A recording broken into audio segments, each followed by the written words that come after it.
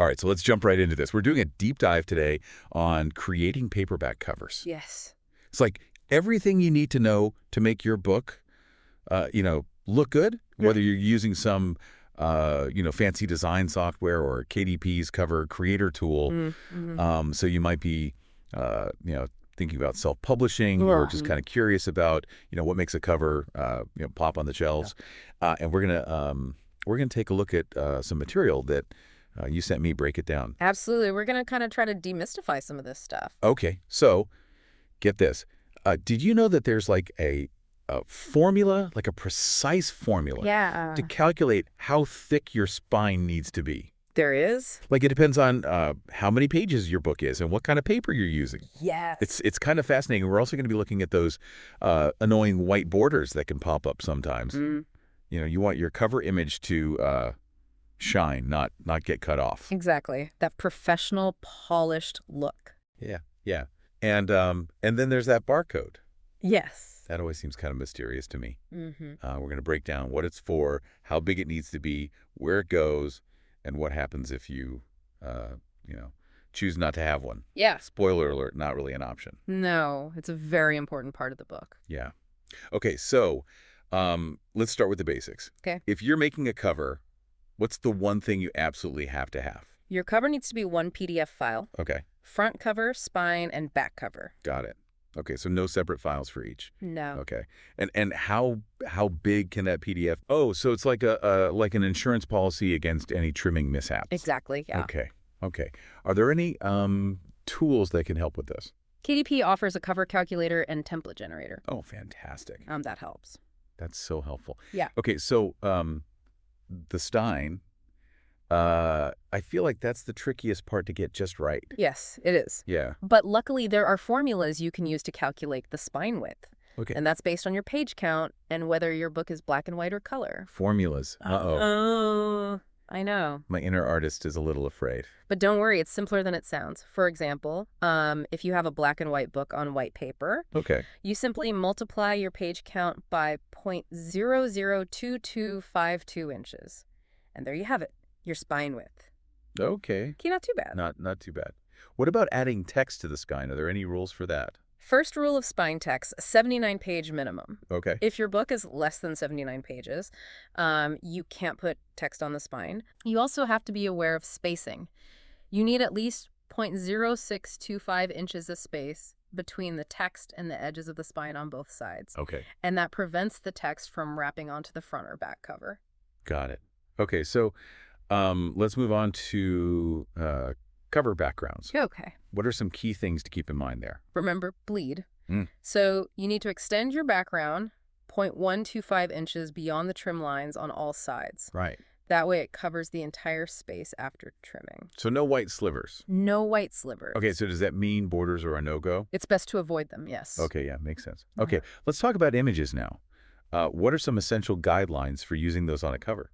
Well, just like with backgrounds, bleed is crucial. Okay. So you want to extend your images to the edge of that bleed area. Right. And another key thing is the color mode. Oh, wait. Make sure your images are in CMYK color mode for printing. Okay, so RGB is no good. RGB is for online images. Right. They won't look right when they're printed. Okay, so CMYK for print, RGB for web. Exactly. Got it.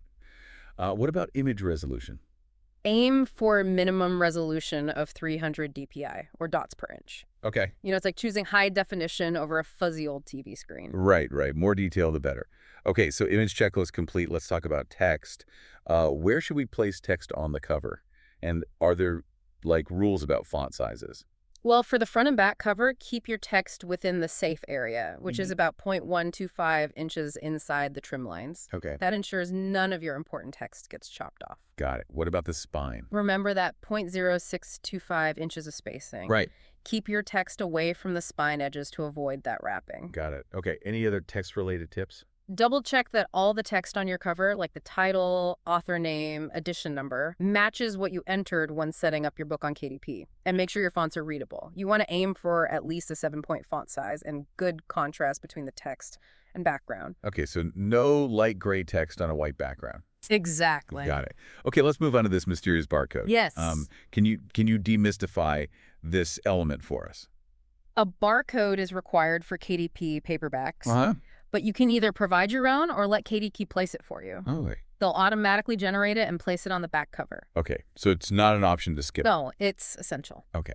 All right, so let's talk about color. Are there any specific color guidelines we need to follow? Yeah, definitely. Avoid embedding color profiles in your file. Okay. Also, spot colors, they're incompatible with KDP's print-on-demand model. Okay. If you're using spot colors, just convert them to CMYK. Got it. Anything else color related?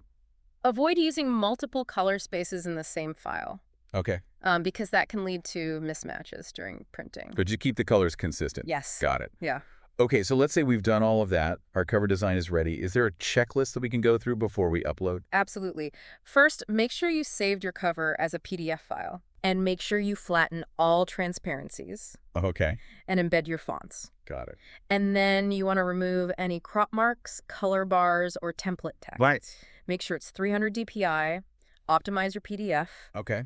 and make sure there's no file security on it. Got it. What about missing pages? Is that something to worry about? Always double check. Make sure there are no missing or blank pages. Okay. It never hurts to be extra careful. All right, so our pre-publication checklist is complete. We've covered file type, size, bleed, spine measurements, text placement, image resolution, color requirements, even PDF optimization. Wow. That's a lot. Yeah, it's a lot to take in. Yeah. But what if we need to update the cover later on? Oh, you can absolutely update your cover at any time. Oh, that's good to know. Yeah, just head to your KDP bookshelf, find the book you want to update, and then you can just follow those instructions. Oh, fantastic. So even if, you miss a small detail, we can fix that later. You can fix it, Yeah. exactly. Oh, that's a relief.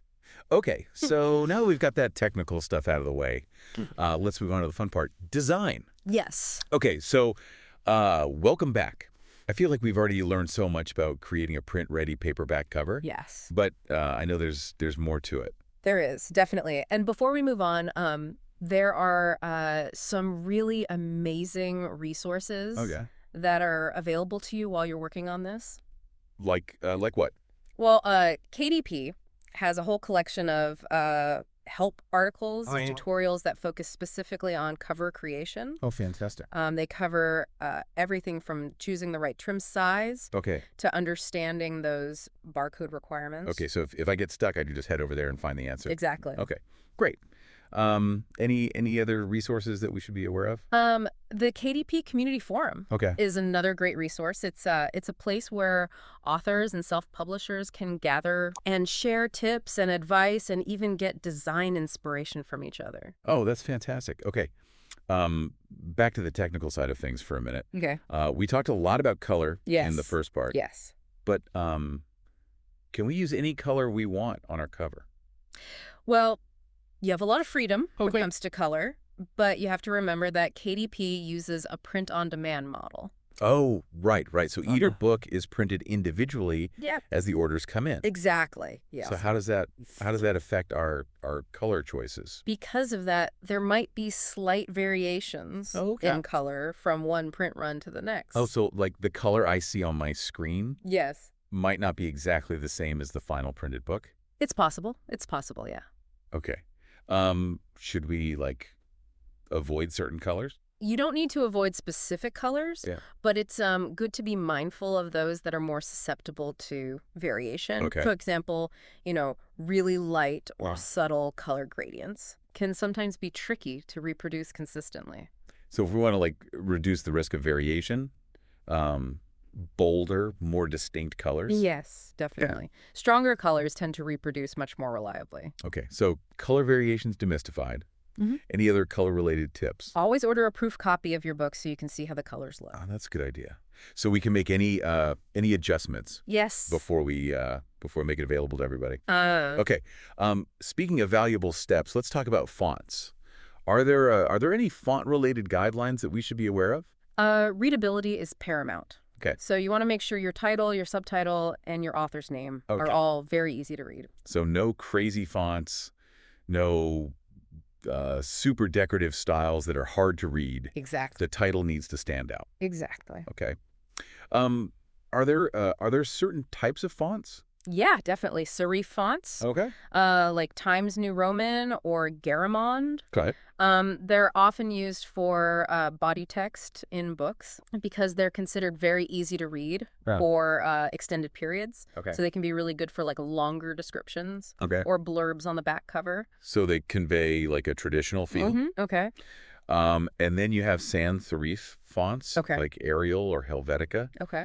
And these are known for a very clean, modern look. Okay. And they can be really effective for titles and headlines. Okay. Yeah. So so they're good at grabbing attention and making the book feel like modern. Yes, exactly. Okay. So sensory for body text, Yeah. sensory for titles Yeah. and headlines. Yes. Got it. Any other font wisdom that you want to share? Try not to use too many different fonts on your cover because that can make it look very cluttered. Oh, okay. Stick to 2, maybe 3 fonts at most. Okay. So less is more. Yes. Got it. Okay. Let's shift gears now and talk about something that I think causes a lot of confusion for authors. Okay. ISBNs. Yes. What are they and why are they so important? ISBN stands for International Standard Book Number. Okay. It's a unique 13-digit number, and it's basically like a fingerprint for your book. Oh, okay. So Yeah. so each version of my book, like the paperback, the hardcover, the ebook, needs its own unique ISBN. Yes. Each format needs a different one. Okay. And why is that so important? Because it helps booksellers, libraries, online retailers, everybody track and manage inventory. Okay. And it makes sure your book is correctly identified Uh-huh. and listed in databases. So like without an ISBN, my book's basically invisible. It's very difficult for people to find and purchase it. Okay, yeah. Definitely important. Yeah.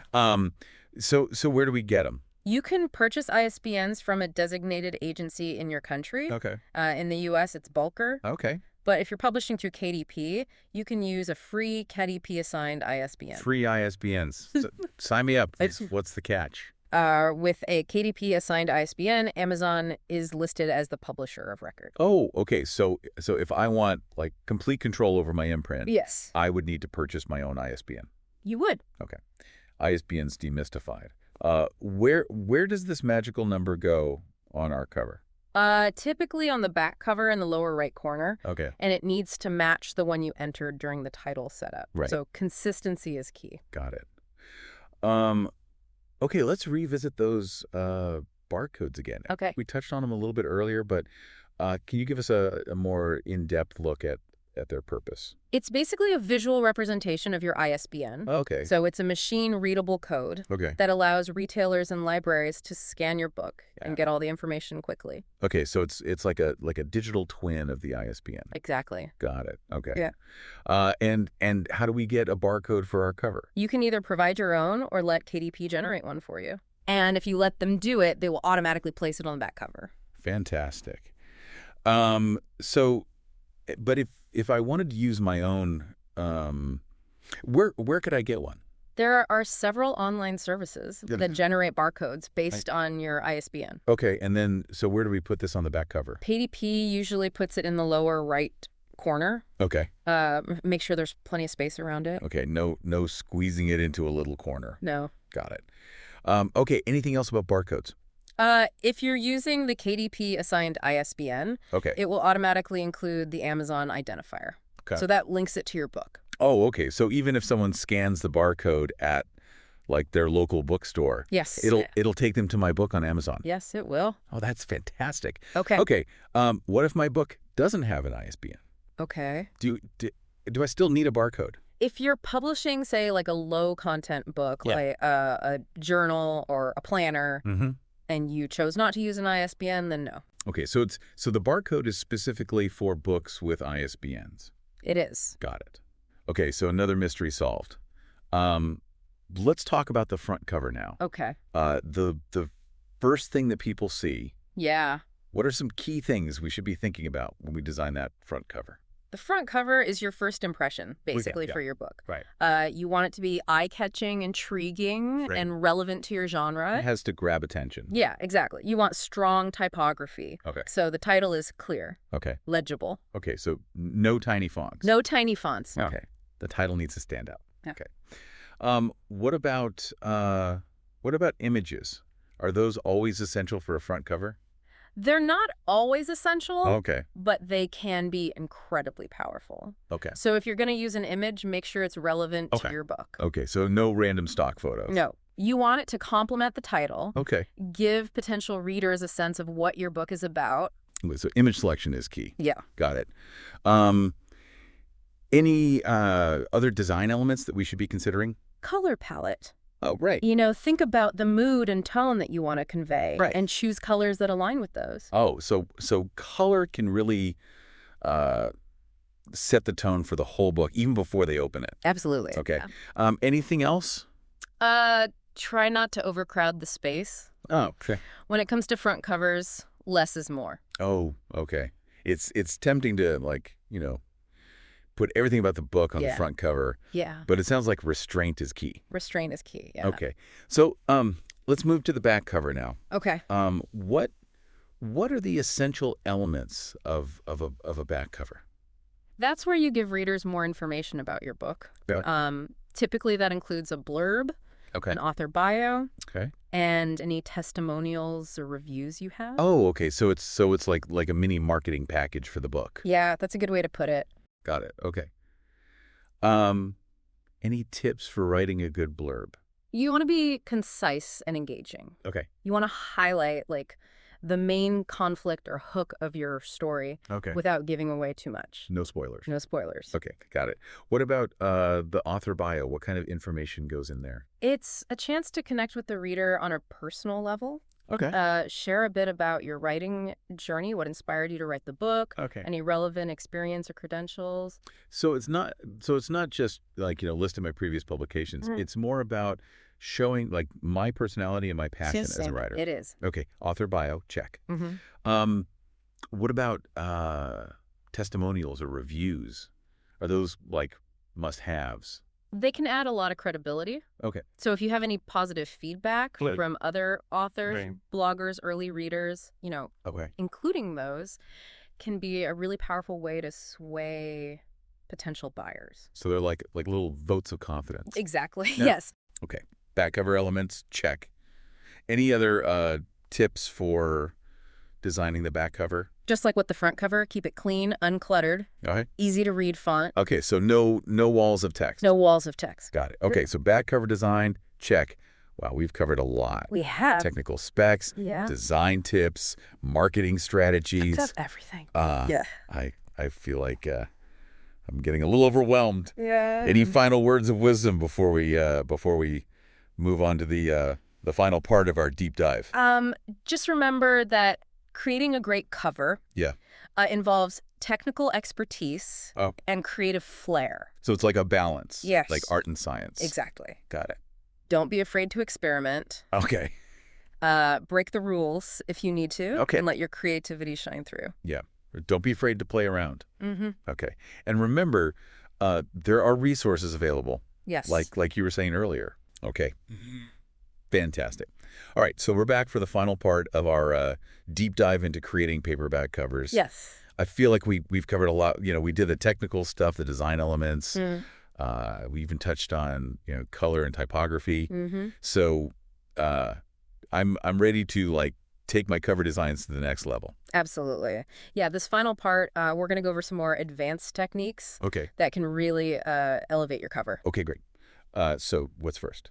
Let's talk about visual hierarchy. Okay. It's a principle Okay. that helps guide the reader's eye through the elements on your cover. Oh, okay. So it makes sure that they see the most important information first. So we're leading their gaze Exactly. to where we want it to go. Exactly. Okay. So you want to make sure that things like your title, your subtitle, the author's name, Okay. those are the most prominent elements. And how do we do that? Well, one way is to use size and scale. Oh. So the most important element should be the largest. Okay. And then you scale down from there. So big bold title, Mhm. slightly smaller subtitle, Yes. even smaller author name. Exactly. Okay. Okay. Yeah. What other techniques can we use to direct their attention? You can also use contrasting colors Oh, okay. or font weights. Oh, okay. For example, a bold, dark title against a light background, Right. that will really draw the eye. Okay, so contrast is key. Yes, contrast is key. Got it. You can also think about negative space. Okay. That's the empty space around the elements on your cover. Right. Don't be afraid to leave some areas blank. So you don't have to fill every inch No, you don't. with text and images. No. Okay. It can actually make the design look more sophisticated. Okay, yeah, I can see that. Okay, so visual hierarchy, check. What other advanced techniques should we talk about? Let's move on to typography as a design element. Okay. We talked about choosing readable fonts, Right. but you can also use typography to convey, mood and tone and even genre. Oh, so the font itself can help, like, tell the story? It can. Oh, wow, okay. Think about, a sleek, modern sans serif font Right. for a sci-fi thriller Okay. versus a classic serif font for a historical romance. Oh, okay, yeah, so it's almost like choosing the right outfit Yes. for the book, Exactly. Okay. What about font pairing? Experiment with different combinations, see what looks good together. Okay. A classic pairing is using a serif font for the title, Okay. and then a sans serif for the subtitle Okay. or the author's name. Okay, so a little bit of yin and yang there, a little bit of balance. Okay. What other typography tricks can we use? Think about using letter spacing Okay. or tracking Okay. to fine-tune the space between the letters. Okay. So we can manipulate the space between the letters Yes. to kind of evoke different feelings. You can. Oh, that's so cool. Okay. So it sounds like typography is really about more than just choosing the right font. It is. It's a very powerful tool. Okay. Let's go back to color palettes for a second. Okay. We talk about color psychology. Yes. But are there any other like advanced techniques for choosing the right colors? You can use a limited color palette. Okay. That means just selecting a few key colors Okay. and then using those consistently Okay. throughout the design. So resisting the urge to use every color in the rainbow. Exactly. It can make it look much more sophisticated. Okay. Yeah. Less is more sometimes. Mm-hmm. Okay. What about choosing the right color combinations? Experiment, play around with different pairings. Okay. There are some color palette generators online that can help. Okay, great. So let's talk about imagery for a minute. Okay. We know we have to choose images that are relevant to our book. Yes. But are there any like advanced techniques for using them effectively? You can try using partial images or close-ups Okay. instead of full-body shots. Okay. So, like a close-up of a character's eyes Okay. or a hand reaching for something. Okay. Yeah. That can create a little bit more intrigue. Oh, so it's a little bit of mystery could go a long way. Yes. Okay. Any other image-related tips? Consider using textures and patterns. Okay. You can overlay those on your images or use them as background elements. Okay. It can add some visual interest. So textures and patterns can like add another layer to the design. Exactly. They can help connect it to your genre. Okay. Wow. This is a lot. I mean, with all these, advanced techniques. Yes. It's easy to feel a little overwhelmed. It is. Do you have any final words of wisdom for our listeners? Just remember, the most important thing is to create a cover that really reflects your book and speaks to your audience. Right. Don't be afraid to experiment, break the rules, and just, be creative. Let your creativity shine through. Yeah, exactly. Okay, and remember those resources that are out there. Yes, definitely. Okay, great. Well, that brings us to the end of our deep dive into paperback cover creation. Wow. I feel very inspired now to go and create a cover. That's great. Thanks for taking this deep dive with us. It's been a pleasure. And for all of you listening out there, happy designing.